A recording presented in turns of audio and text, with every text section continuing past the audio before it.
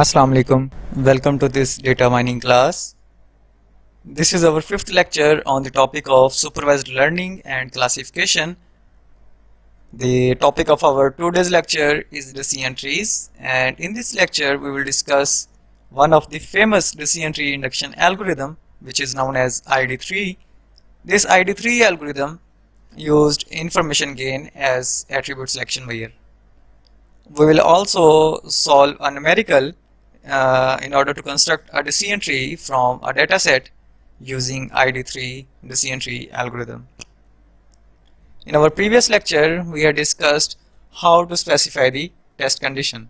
We had also discussed that the test condition depends upon the type of attributes as well as the number of ways we want to split.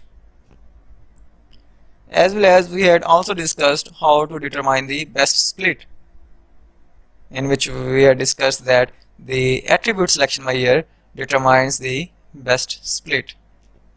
So let's start with our today's lecture, decision tree induction using ID3 algorithm, in which splitting is done on the basis of information gain. This ID3 algorithm is also known as iterative dichotomizer, which creates a decision tree using the concept of information theory, or which is also known as entropy. It tries to reduce the expected number of comparisons between attributes.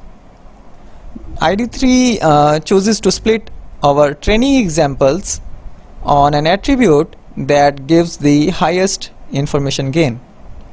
इसका मतलब क्या है कि ID3 algorithm में हम लोग सबसे पहले जितने भी हमारे पास इनपुट एट्रीब्यूट्स होते हैं उनका हम लोग इंफॉर्मेशन गेन कैलकुलेट करते हैं, एंड देन जिस एट्रीब्यूट का इंफॉर्मेशन गेन सबसे ज़्यादा होता है वो सिलेक्ट होता है एज ए रूट नोड, और you can say the attribute that best splits the training examples into different partitions.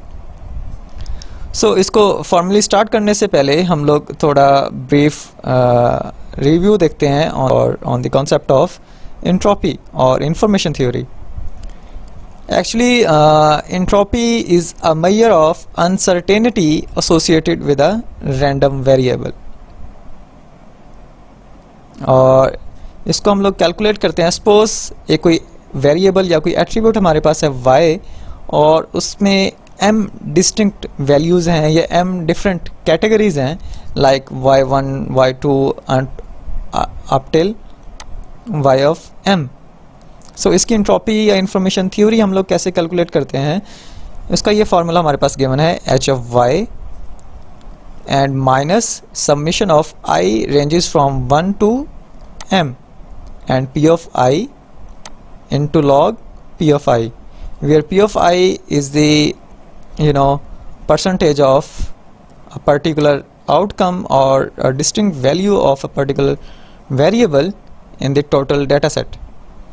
अब ये i क्या है, m क्या है, लाइक अगर हम लोगों ने आपको याद हो हमारे प्रीवियस लेक्चर में हम लोगों ने बात की थी स्टूडेंट का एक एट्रीब्यूट था, उसकी वैल्यू है हमारे पास yes और no. अब हमारा y वेरिएबल कौन सा, यहाँ पे हमारे पास वेरिएबल s है, एंड इसकी डिस्टिंक्ट वैल्यूज़ कौन सी हैं जो कि यहाँ पे m से रिप्रेजेंट किया हुआ है. उसकी डिस्टिंक्ट वैल्यूज़ हमारे पास एक है y एंड दूसरी है n.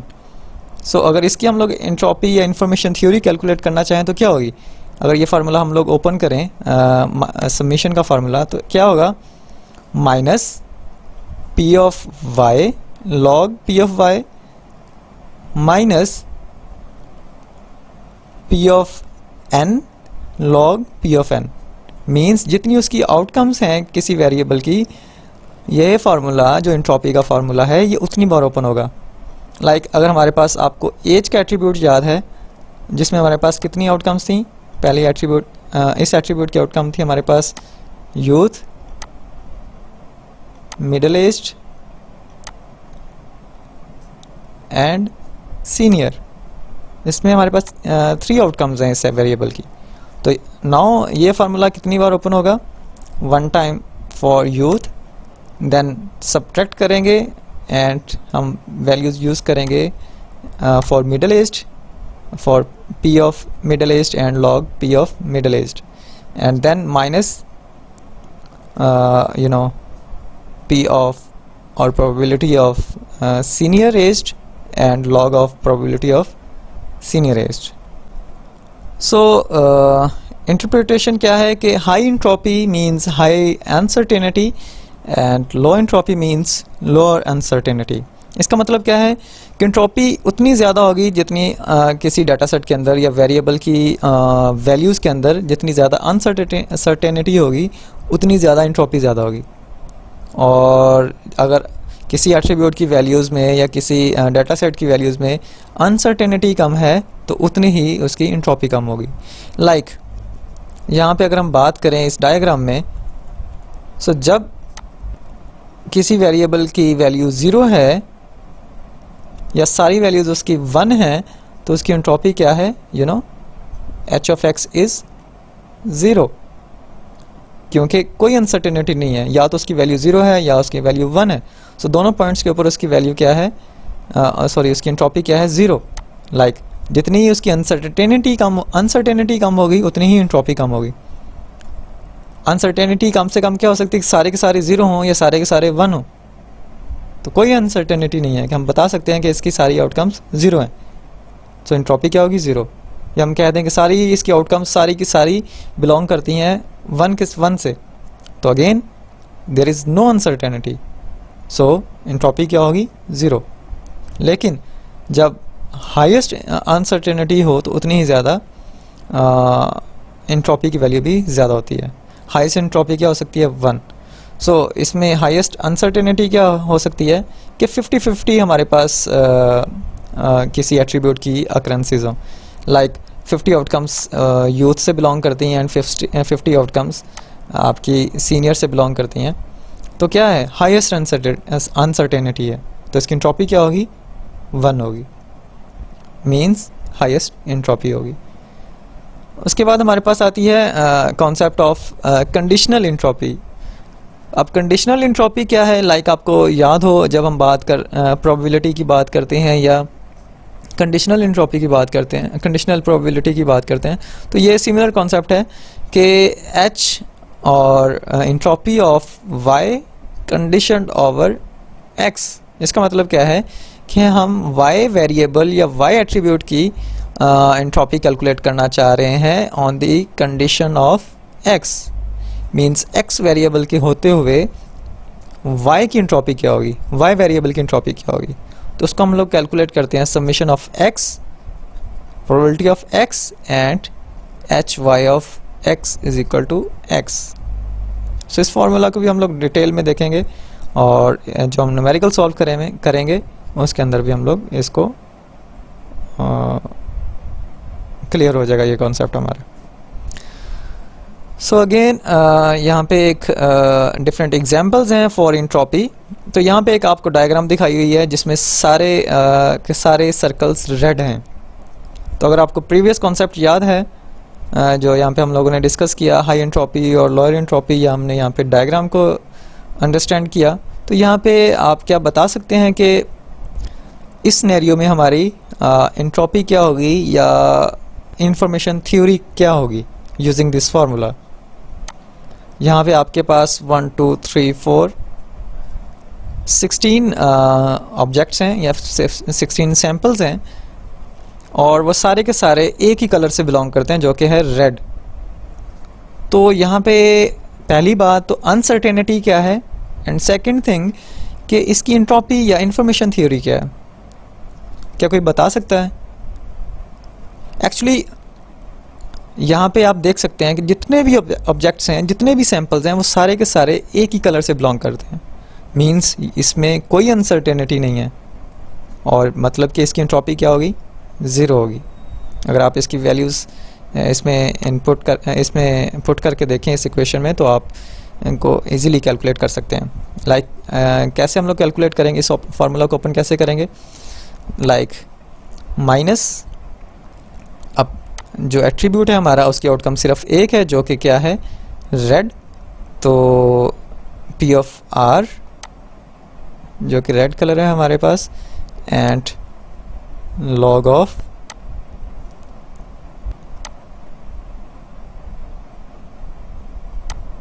P of R, probability कह लें या इसको परसेंटेज कह लें। सो कैसे होगा, माइनस अब प्रोबेबिलिटी क्या है या परसेंटेज क्या है रेड सैम्पल्स के अकर होने की, के 16 सैम्पल्स हैं और 16 में ही रेड कलर है, तो क्या हो जाएगा 16/16 एंड log 2 ऑफ log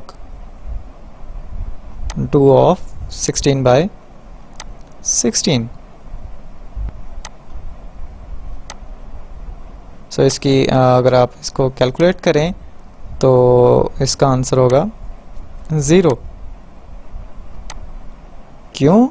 क्योंकि इसमें कोई अनसर्टेनिटी नहीं है, हमें पता है कि इसमें सारी की सारी क्या है, रेड कलर्स हैं। तो सिमिलरली अगर हम इसकी बात करें, सो नाउ इसकी एंट्रोपी क्या होगी, एंड व्हाट अबाउट दिस, इसकी एंट्रोपी क्या है, सारे के सारे किससे बिलोंग कर रहे हैं, सैंपल्स एक ही क्लास से बिलोंग कर रहे हैं। यहाँ पे पोर्शन 2 4 का है, 2 एक क्लास से बिलोंग कर रहे हैं एंड 4 दूसरी क्लास से बिलोंग कर रहे हैं। यहाँ पे एंट्रोपी क्या होगी, सारे सेम क्लास से हैं तो मीन्स एंट्रोपी 0 है। यहाँ पे मिक्सचर है, अनसर्टेनिटी है, तो लाइक एक क्लास के 2 सैम्पल्स हैं, दूसरी क्लास के 4 सैम्पल्स हैं, तो ये इट्स अराउंड 0.9 और यू कैन से इट्स 0.92। अगर आप इसको कैलकुलेट करें तो इसकी एंट्रोपी 92% है। और यहाँ पे बात करें कि 50-50 है तो एंट्रोपी हाईएस्ट होगी। और यहाँ पे अगेन 4 एक क्लास से हैं, 2 सैम्पल्स दूसरी क्लास से हैं, तो अगेन इसकी एंट्रोपी 0.92 होगी। और इसकी एंट्रोपी क्या होगी, सारे के सारे सैम्पल्स एक ही क्लास से बिलोंग कर रहे हैं, तो इसकी अगेन एंट्रोपी क्या होगी, 0, बिकॉज इसमें कोई अनसर्टेनिटी नहीं है, सारे के सारे एक ही क्लास से बिलोंग कर रहे हैं सैम्पल्स। सो अगेन क्वेश्चन यहाँ पे है कि इसकी एंट्रोपी क्या होगी। जैसा कि आप अभी डिफरेंट एग्जांपल्स के बारे में हम लोग बात कर चुके हुए हैं, तो यहाँ पे सारे के सारे सैम्पल्स डिफरेंट ऑब्जेक्ट्स से या डिफरेंट क्लास से बिलोंग करते हैं, तो हाईएस्ट एंट्रोपी है, हाईएस्ट इन अनसर्टेनिटी है, सो एंट्रोपी भी क्या होगी, हाईएस्ट। और हाईएस्ट एंट्रोपी क्या हो सकती है, 1, और लोएस्ट एंट्रोपी क्या हो सकती है, 0। एंट्रोपी की वैल्यूज़ हमेशा 0 से 1 के बीच में ही होती हैं। अगर आपका आंसर 0 से कम आ रहा है या 1 से ज़्यादा आ रहा है, तो ये आप समझ सकते हैं कि आपने कैलकुलेशंस में कहीं मिस्टेक कर दी है। So attribute selection measure using information gain. So in this हम लोग क्या करते हैं, select the attribute with the highest information gain। जैसे कि हम लोग पहले बात कर चुके हैं कि ID3 एल्गोरिथम यूज़ करता है information gain values को as a attribute selection measure। सो उसके लिए यहाँ पे इस स्लाइड में हम लोग डिफरेंट फार्मूलाज को देखेंगे एंड देन फिर हम लोग अपनी फॉर्मल न्यूमेरिकल को स्टार्ट करते हैं। सो PI be the probability that an arbitrary tuple और एग्जाम्पल और sample in a data set D belongs to class CI estimated by this equation C of ID divided by D। Actually this notation used for magnitude or the numbers। so इसका मतलब क्या है कि P of I जो हम previous slide में बात की कि डाटा सेट में, किसी डाटा सेट में किसी एक पर्टिकुलर क्लास से बिलोंग करने वाले सैंपल्स कितने हैं। लाइक प्रीवियस एग्जांपल जब हमने बात की सारे के सारे कलर्स जो ऑब्जेक्ट्स हैं वो रेड कलर से बिलोंग कर रहे हैं, तो रेड क्या है, एक क्लास है और उसके डाटा सेट की टपल्स कितनी है, 16। सो हमने क्या वहाँ पे मेंशन किया था प्रीवियस स्लाइड में कि 16/16 यहाँ पे 16 क्या है, रेड कलर्स हैं, ऑब्जेक्ट्स हैं जो कि रेड कलर से बिलोंग कर रहे हैं, और 16 क्या है, total number of tuples in the data set, like यहाँ पे। अब ये क्या है कि किसी क्लास, एक पर्टिकुलर क्लास से बिलोंग करने वाले सैंपल्स कितने हैं, divided by total samples in A data set.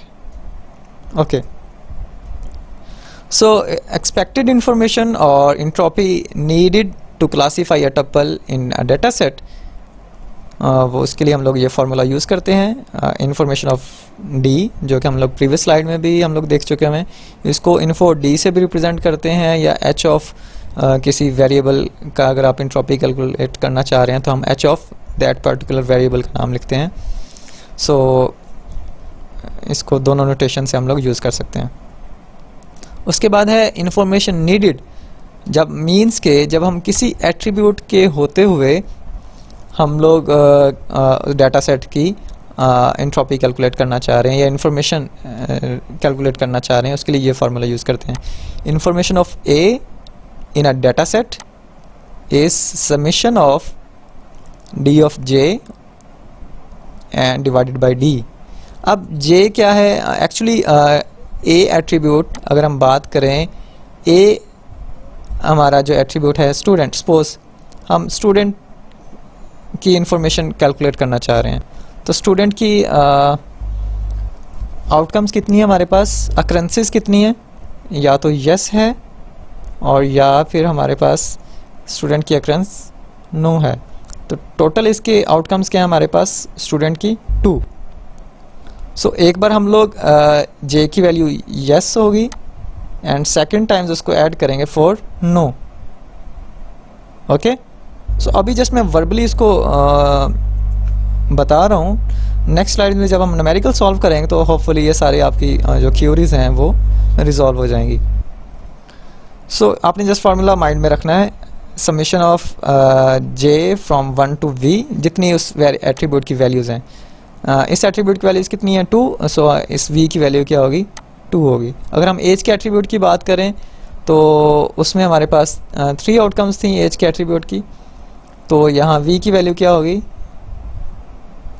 v की वैल्यू हम लोग 3 कंसिडर करेंगे क्योंकि एज की हमारे पास 3 आउटकम्स थी, youth, middle aged and senior.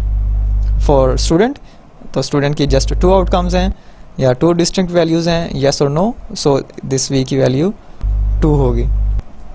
So info of D जे, सो इसको हम नेक्स्ट स्लाइड में डिटेल से डिस्कस करेंगे। इसके बाद है information gained by branching on an attribute, means कि जिस एट्रीब्यूट के ऊपर हम लोग स्प्लिट करना चाह रहे हैं उससे हमें कितना इंफॉर्मेशन गेन मिल रहा है। सो उसके लिए हम लोग सिंपली क्या करते हैं, इंट्रोपी ऑफ डाटा सेट को हम लोग माइनस कर देते हैं with entropy of N attribute. Total entropy में से, डाटा सेट की इंट्रोपी में से हम किसी एट्रीब्यूट की इंट्रोपी को माइनस करते हैं तो हमारे पास उस एट्रीब्यूट का इंफॉर्मेशन गेन आ जाता है। ओके, सो यहाँ से हम लोग अपनी एग्जांपल स्टार्ट करते हैं in order to construct a decision tree using ID3 algorithm. तो ये हमारे पास डाटा सेट गिवन है जो कि जिसमें हमारे पास एज एक एट्रीब्यूट है, income, student and credit rating ये हमारे पास इनपुट एट्रीब्यूट्स हैं, और बाइस कंप्यूटर हमारे पास एक क्लास एट्रीब्यूट है जिसकी वैल्यूज़, जिसकी अकरेंसीज हैं no, yes, no, yes. So it's a binary class attribute और बाइनरी क्लास क्लासिफिकेशन प्रॉब्लम, जिसमें हमारे पास क्लास यस कितनी है या क्लास पॉजिटिव क्लासेस कितनी है 9 और नेगेटिव क्लासेस कितनी है 5, मीन्स के 9 यस के सैम्पल्स हैं और 5 हमारे पास नो के सैम्पल्स हैं। अगर यहाँ से आप कैलकुलेट भी कर सकते हैं 1, 2, 3, 4 एंड 5, 22 कंप्यूटर में हमारे पास 5 नो के सैम्पल्स हैं एंड 9 हमारे पास यस, एंड टोटल हमारे पास सैम्पल्स 14। इसको हम लोग रिकॉर्ड्स भी बोलते हैं, सैम्पल्स भी बोलते हैं, एग्जाम्पल्स भी बोलते हैं। ओके, सो हमने करना क्या है, what is the best split among age, income, student and credit rating, हमने बेस्ट स्प्लिट फाइंड करना है यूजिंग इंफॉर्मेशन गेन कि इन 4 इनपुट एट्रीब्यूट में से income, age, student and credit rating में से वो कौन सा एट्रीब्यूट है जो कि बेस्ट स्प्लिट करता है हमारे डाटा सेट को इनटू इंडिविजुअल क्लासेस। अगर आपको एट्रीब्यूट सिलेक्शन मेजर के जब हम लोगों ने टॉपिक डिस्कस किया था तो आपको याद हो शायद कि हमने कहा था कि वो एट्रीब्यूट बेस्ट होता है जो कि हमारे डाटा सेट को इंडिविजुअल क्लासेस के अंदर स्प्लिट करे। इंडिविजुअल क्लासेस यहाँ पे हमारे पास कौन सी हैं? 22 कंप्यूटर की वैल्यूज़ हैं, नो और यस। वो एट्रीब्यूट हमारा बेस्ट एट्रीब्यूट होगा या प्योर स्प्लिट होगा जो कि हमारे 22 कंप्यूटर की सैम्पल्स को इंडिविजुअल क्लासेस में स्प्लिट कर दे। मींस नो वाले सैम्पल्स को एक साइड पे और यस वाले सैम्पल्स को दूसरी साइड पे, वो बेस्ट स्प्लिट होगा। ओके, सो यही हम लोगों ने अपने इस एग्जांपल के फर्स्ट पार्ट में हम लोगों ने यही एक्टिविटी परफॉर्म करनी है कि इन एट्रीब्यूट में से, इन इनपुट एट्रीब्यूट में से हमने बताना है कि कौन सा एट्रीब्यूट बेस्ट स्प्लिट है यूजिंग इंफॉर्मेशन गेन।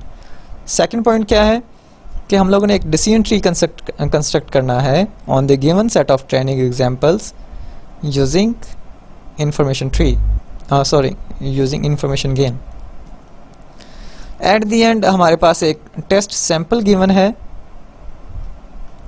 जिसमें स्टूडेंट की वैल्यू एज की value youth, student income value हमारे पास low, student is no and credit rating is excellent. हमारे पास ये इनपुट सैंपल्स हैं लेकिन हमारे पास इसकी क्लास नहीं है। सो हम लोगों ने जब हम ट्री कंस्ट्रक्ट कर लेंगे, आफ्टर दैट हम लोगों ने बताना है कि उस ट्री से हम लोग इसकी आउटकम कैसे प्रिडिक्ट कर सकते हैं या किस क्लास से ये इनपुट सैंपल या इनपुट रेकॉर्ड बिलोंग कर रहा है, कौन सी क्लास से।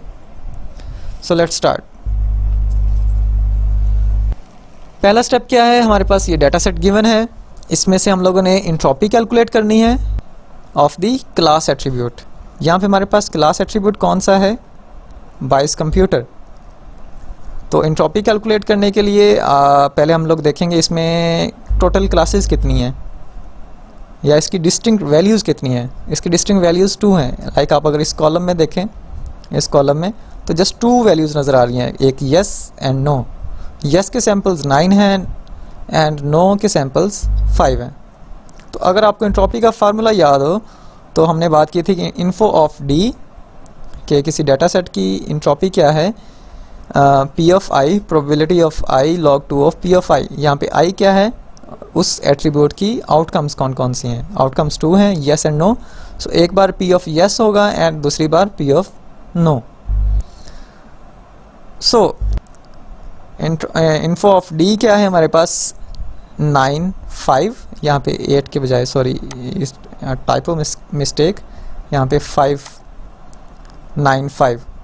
सो टोटल क्या है सैम्पल्स? अगर हम यहाँ पे इस फार्मूला को ओपन करें तो probability of I, probability of yes की बात करें तो 9/14 log 2 of 9/14। If probability of no क्या होगी? नो के सैम्पल्स 5 हैं और टोटल सैम्पल्स कितने हैं? 14। तो 5/14 log 2 ऑफ 5/14। अगर आप इसको कैलकुलेट करें तो इसका आंसर होगा 0.9403। ये है हमारा ID3 का फर्स्ट स्टेप कि हम लोग क्लास एट्रीब्यूट की एंट्रोपी कैलकुलेट करते हैं।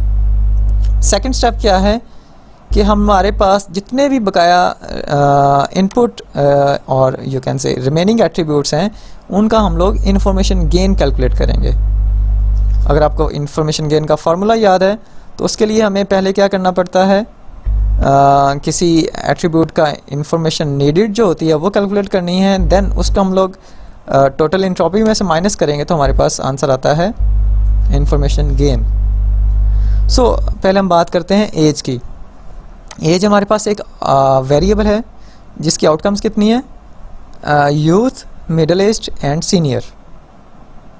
एंड उसकी हम लोगों ने रिलेशन फाइंड करना है क्लास एट्रीब्यूट के साथ कि टोटल एज, यूथ के एट्रीब्यूट्स कितने, एज एट्रीब्यूट के अंदर टोटल यूथ के सैम्पल्स कितने हैं। यहाँ से अगर आप कैलकुलेट करें 1 2 3 4 एंड 5, इस एज एट्रीब्यूट में 5 ऐसे सैंपल्स हैं जो कि यूथ, जिनकी एज यूथ है।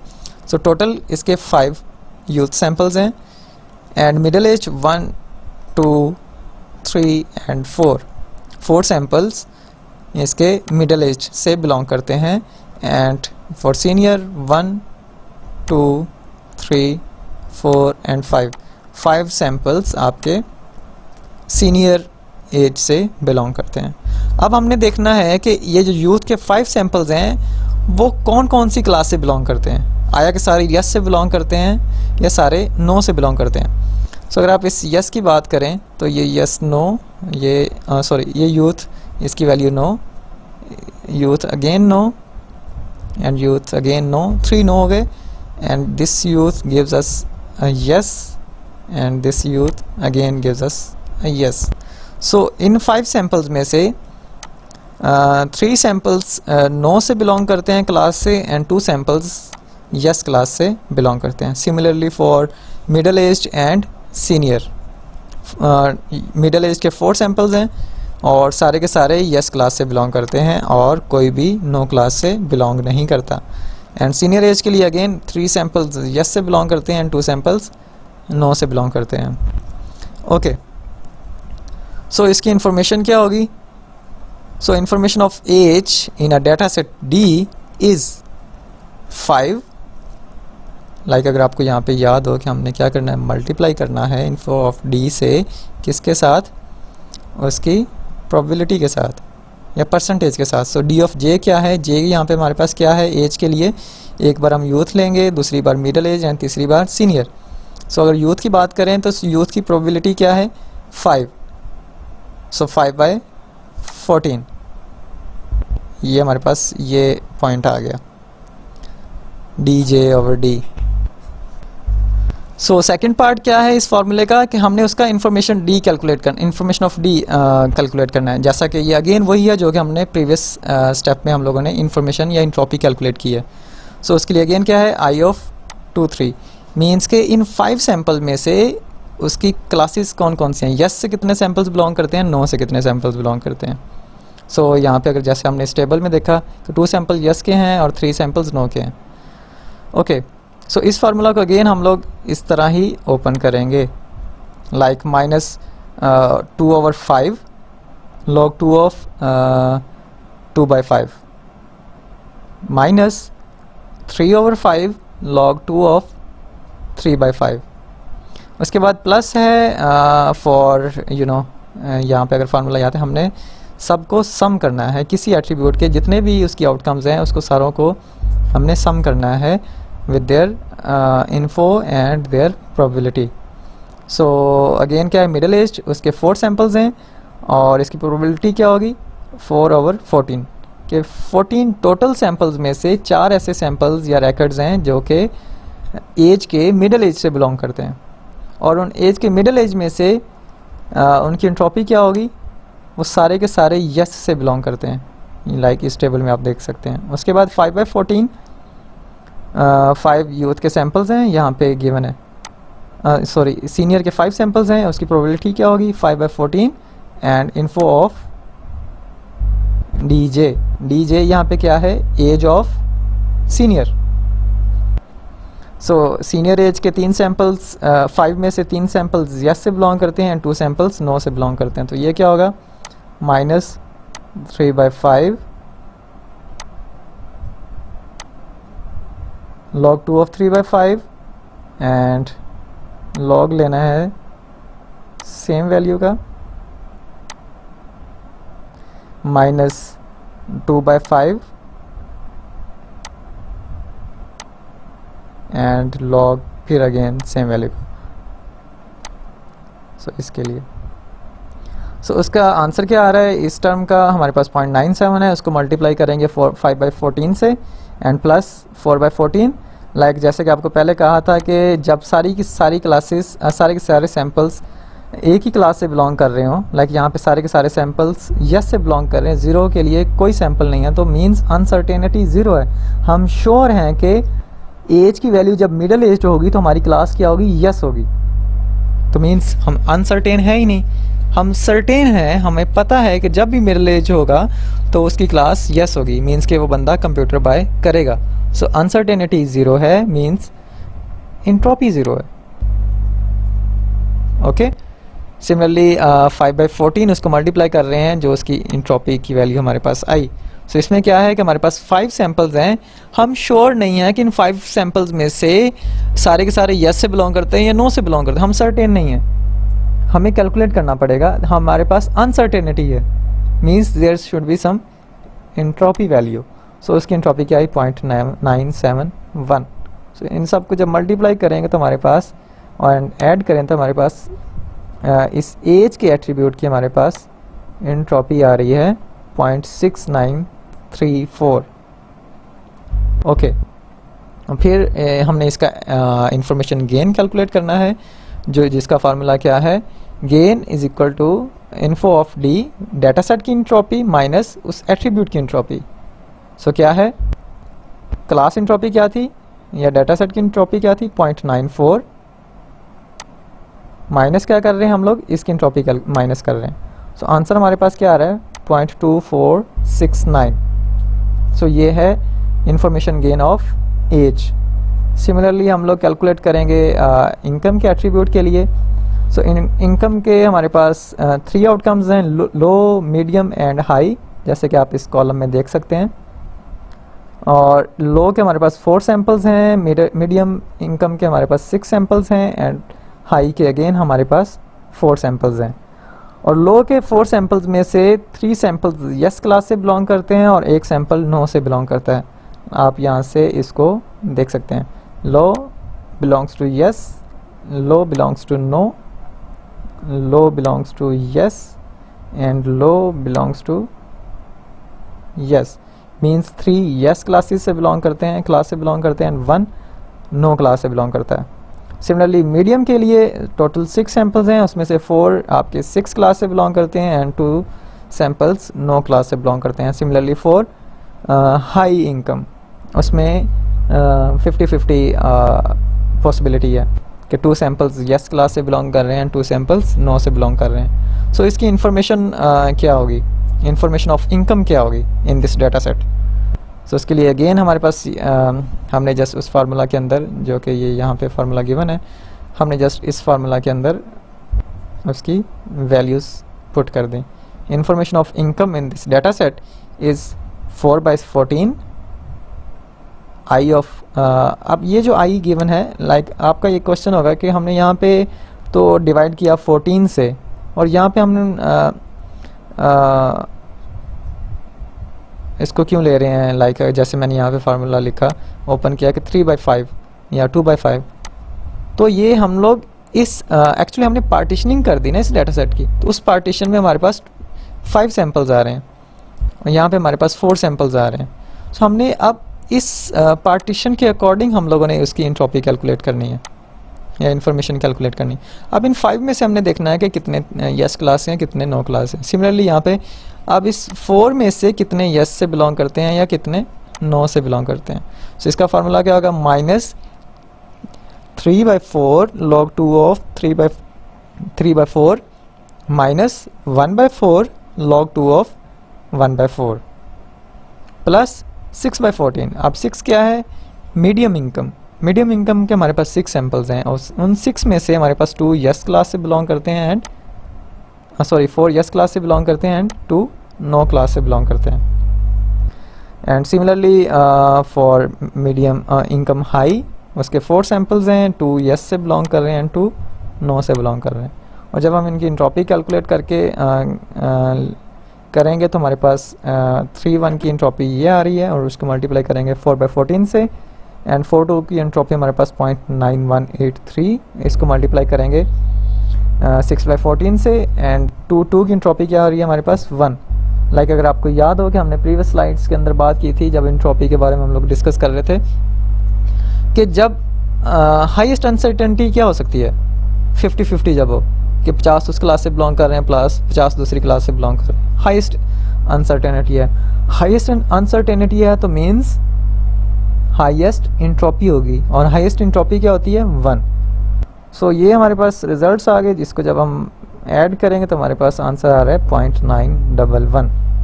और इसका गेन हम लोग कैसे कैलकुलेट करेंगे, इस वैल्यू को हम लोग माइनस करेंगे क्लास इंट्रोपी में से, 0.9403 में से। सो इसका इंफॉर्मेशन गेन हमारे पास आ रहा है 0.0293। सो हम लोगों ने एज एंड इनकम का इंफॉर्मेशन गेन कैलकुलेट कर लिया।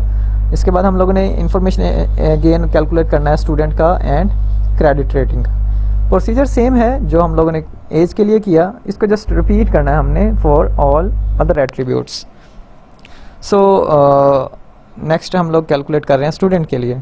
सो सेम टेबल हम लोगों ने डिज़ाइन किया, यहाँ पे स्टूडेंट की येस एंड नो आउटकम्स हैं। सो अकॉर्डिंगली हम लोगों ने येस और नो लिखा, और येस के टोटल सैम्पल 7 हैं एंड नो के भी सैम्पल 7 हैं। और येस के टोटल 7 सैम्पल्स में से 6 येस क्लास से बिलोंग कर रहे हैं एंड 1 नो क्लास से बिलोंग कर रहा है। And similarly for student no, उन 7 सैम्पल्स में से 3 येस क्लास से बिलोंग कर रहे हैं एंड 3 येस क्लास से बिलोंग कर रहे हैं एंड 4 नो क्लास से बिलोंग कर रहे हैं। सो इंफॉर्मेशन ऑफ स्टूडेंट क्या होगा, 7/14 I of 6 1 plus 7/14 I of 3 4। So calculate करेंगे तो आंसर आपका आ रहा है 0.7884। सो इसका information gain, information gain similarly हम लोग कैलकुलेट कर लेंगे, जो कि वैल्यू हमारे पास आ रही है 0.1519।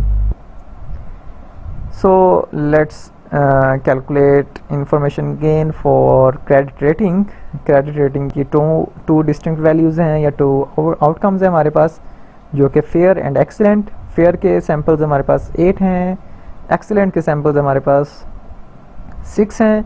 अब इन 8 में से 2 नो क्लास से बिलोंग कर रहे हैं और 6 येस क्लास से बिलोंग कर रहे हैं। And similarly for excellent credit rating, 3 samples yes class से बिलोंग कर रहे हैं एंड 3 नो क्लास से बिलोंग कर रहे हैं। सो इसका इंफॉर्मेशन कैलकुलेट करेंगे for credit rating. 8/14 I of 6 2 plus 6/14 I of 3 3। सो इसका आंसर हमारे पास आ रहा है 0.8922। और सिमिलरली अगर आप इसका इंफॉर्मेशन गेन कैलकुलेट करें तो हमारे पास इसका आंसर आ रहा है 0.0481। सो हम लोगों ने जब इंफॉर्मेशन गेन ID3 एल्गोरिथम की बात की तो हमने क्या डिस्कस किया था कि वो नोड सेलेक्ट होता है in order to split the data set जिसका इंफॉर्मेशन गेन सबसे ज़्यादा होता है। सो स्टूडेंट का इंफॉर्मेशन गेन 0.515 है, 0.1519 है, इसका 0.04। और अगर हम प्रीवियस स्लाइड्स पे बात करें तो 0.24 एंड 0.02। तो सबसे ज़्यादा इंफॉर्मेशन गेन आपके पास आ रहा है एज एट्रीब्यूट का। As the information gain of age is highest, so age is the best attribute and become the root node of the decision tree.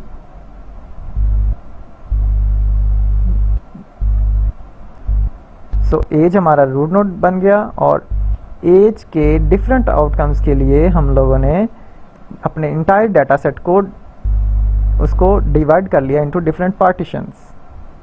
Like age के यूथ के लिए हमारे पास ये सैम्पल्स आ रहे हैं, एज के मिडिल एज के लिए हमारे पास ये सैम्पल्स आ रहे हैं और एज के सीनियर आउटकम के लिए हमारे पास ये सैम्पल्स आ रहे हैं। ओके, सो इस एज के यूथ के लिए आपके पास क्लास क्या है, अनसर्टेन है, आप बता नहीं सकते कि यहाँ पे ये सारे के सारे यस क्लास यस होगी या नो होगी, अनसर्टेनिटी है। तो सो हम लोग फर्दर डिसीजन लेने की हमें ज़रूरत है। सिमिलरली फॉर सीनियर की बात करें तो यहाँ भी हम अनसर्टेन है, कुछ सैम्पल्स यस क्लास से बिलोंग कर रहे हैं, कुछ सैम्पल्स नो क्लास से बिलोंग कर रहे हैं। ओके, तो अगेन यहाँ पे हमें फर्दर डिसीजन लेने की ज़रूरत है। हम यहाँ पे एज के सीनियर इस टेस्ट के ऊपर हम लोग नहीं बता सकते कि ये सारे सैम्पल्स किस क्लास से बिलोंग कर रहे हैं, सो हमें फर्दर डिसीजन लेना होंगे। जबकि अगर हम लोग मिडिल एज की बात करें तो यहाँ पे सारे के सारे सैम्पल्स यस क्लास से बिलोंग कर रहे हैं, सो हमें फर्दर कोई डिसीजन या कोई टेस्ट करने की ज़रूरत नहीं है। हम सिर्फ इसी टेस्ट की बेस पे हम लोग बता सकते हैं कि इसकी आउटपुट या इसकी क्लास क्या होगी, इसकी क्लास क्या है, यस। सो क्योंकि वो सारे सैम्पल्स यस क्लास से बिलोंग कर रहे थे तो हमने इसको रिप्लेस कर दिया विद आवर क्लास, जबकि यहाँ पे हम लोगों ने अब यहाँ पे हम क्या करेंगे, यहाँ पे एक सब ट्री जनरेट करेंगे और फॉर दीज 5 सैम्पल्स अगेन हम लोग एक सब ट्री कैलकुलेट करेंगे या कंस्ट्रक्ट करेंगे। सो ये हमारी फर्स्ट आइट्रेशन थी of ID3 algorithm. So second iteration में हम लोग क्या करेंगे, इस सब पाथ के लिए डिसीजन ट्री कैलकुलेट करेंगे एंड थर्ड आइट्रेशन में हम लोग इसके लिए कैलकुलेट करेंगे, कंस्ट्रक्ट करेंगे। सो यहाँ पे अब हमारा इंटायर डाटा सेट क्या आ गया, ये वाला फॉर लेफ्ट सब ट्री।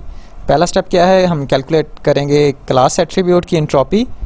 सो यहाँ पे क्लास एट्रीब्यूट हमारा यहाँ ये बन रहा है, तो 2 सैम्पल्स यस क्लास से बिलोंग कर रहे हैं एंड 3 नो क्लास से बिलोंग कर रहे हैं। तो एंट्रोपी क्या होगी, I of 2 3 minus 2 by 5 log 2 of 2 by 5 and minus 3 by 5 log 2 of 3 by 5। Entropy क्या आ गई 0.971।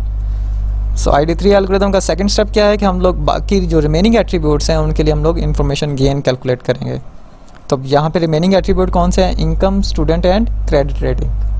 क्योंकि एज के एट्रीब्यूट पे डिसीजन हो चुका हुआ है, सो उसको हम लोगों ने यहाँ से रिमूव कर दिया। सो इनकम के हमारे पास 3 आउटकम्स हैं, उसके रिस्पेक्टिवली 1 उसकी लो इनकम के जस्ट 1 सैम्पल है, 2 मीडियम सैम्पल्स हैं और 2 सैम्पल्स हैं इनकम हाई के, और उनके रिस्पेक्टिव जो डिस्ट्रीब्यूशन है विद क्लास एट्रीब्यूट वो भी हम लोगों ने यहाँ पे टेबल में से देख के हम लोगों ने यहाँ पे वैल्यूज़ इंटर कर दी हैं।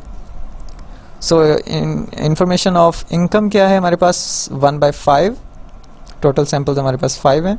सो 1/5।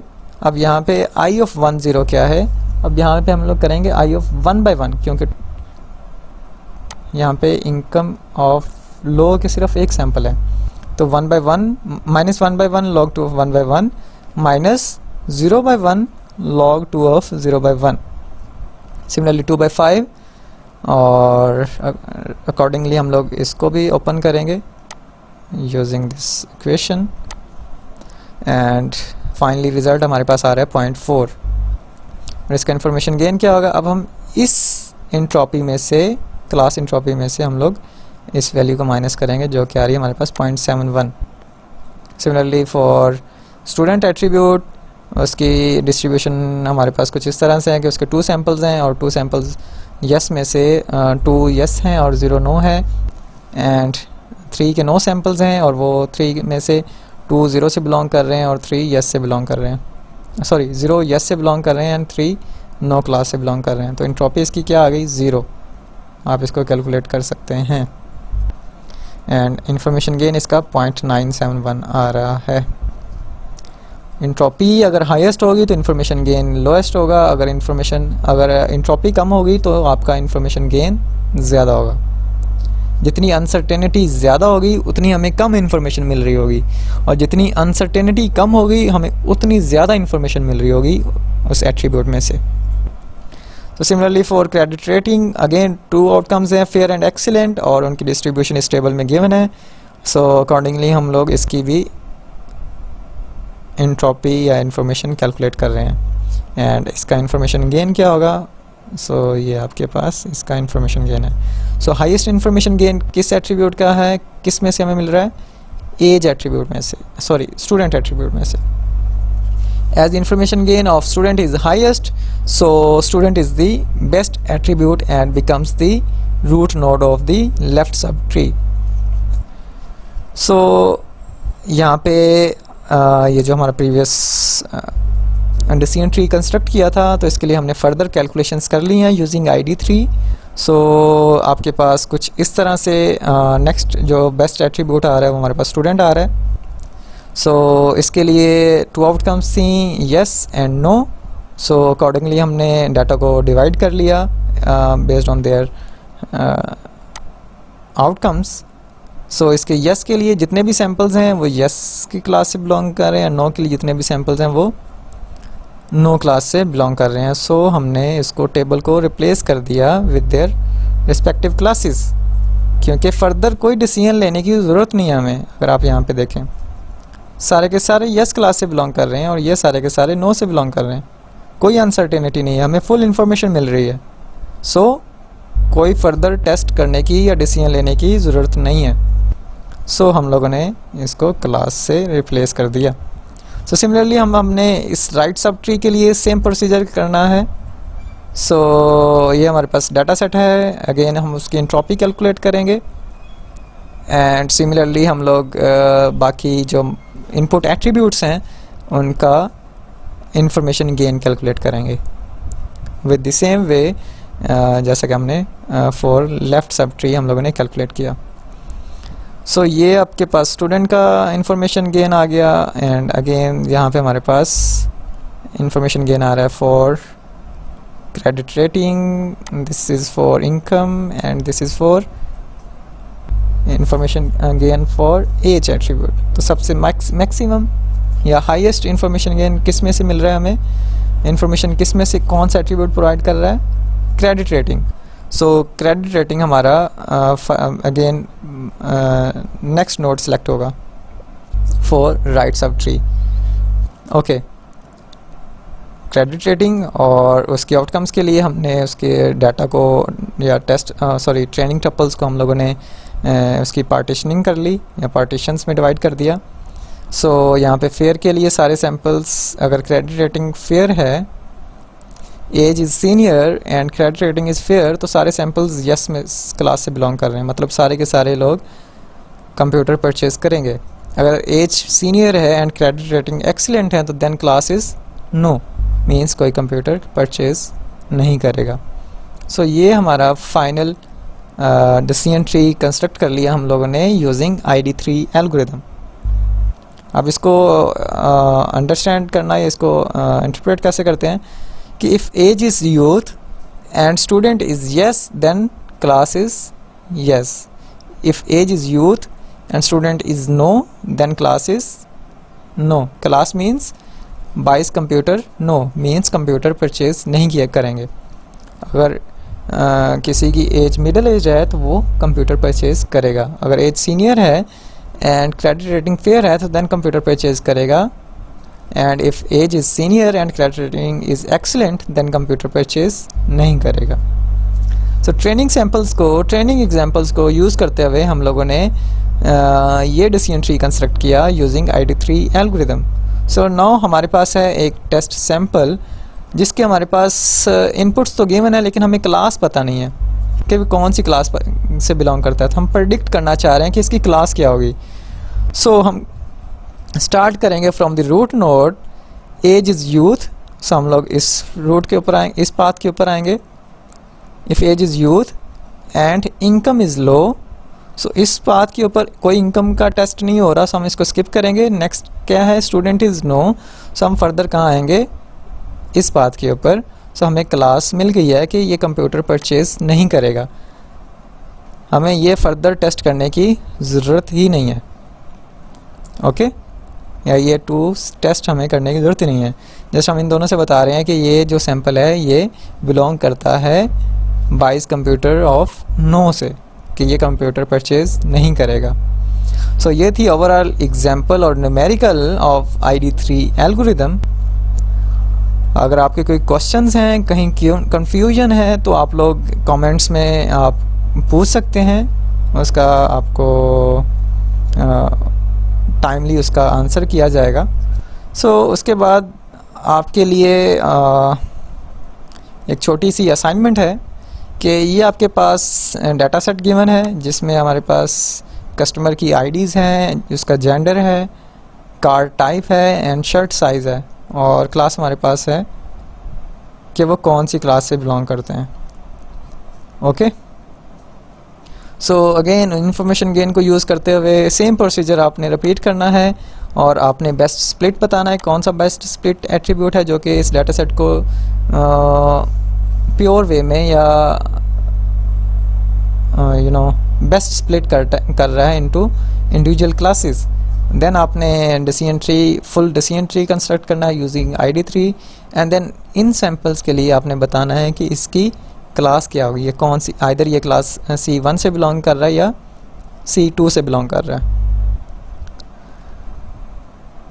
सो आज के इस लेक्चर में हम लोगों ने आइटरेटिव डिकोटमाइज़र एल्गोरिदम की बात की, जिसमें हम लोगों ने कहा कि ये information gain as attribute selection measure use करता है, और इसमें हम लोगों ने कुछ हल्का फुल्का डिस्कस किया इंट्रॉपी के बारे में एंड इंफॉर्मेशन गेन के बारे में। एंड देन हम लोगों ने एक full complete step by step हम लोगों ने एक न्यूमेरिकल सॉल्व किया using ID3 algorithm. So this is all about today's lecture.